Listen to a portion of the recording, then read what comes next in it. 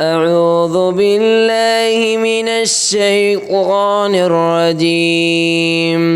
بسم الله الرحمن الرحيم.